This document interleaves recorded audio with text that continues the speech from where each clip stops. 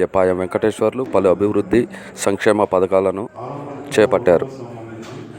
నియోజకవర్గ వ్యాప్తంగా ముగింపు కార్యక్రమాల్లో పాల్గొన్న పాయం వెంకటేశ్వర్లు అనంతరం మణుగూరులో విలేకరుల సమావేశంలో పాల్గొని అభివృద్ధి కార్యక్రమాలను వివరించారు.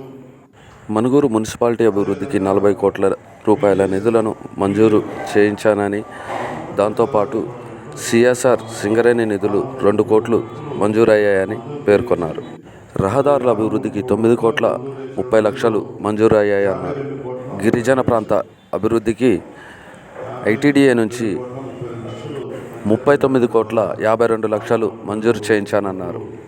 15,518 మంది రైతులకు రైతు రుణమాఫీ మంజూరైందన్నారు.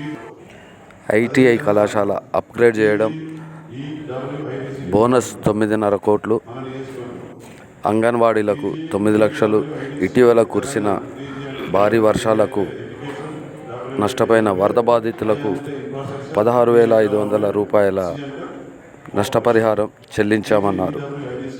కాంగ్రెస్ ప్రభుత్వం ఏర్పడిన ఏడాది కాలంలోనే ఇచ్చిన హామీలను అమలు చేస్తూ సంక్షేమ పథకాలను చేపట్టడం జరిగిందన్నారు.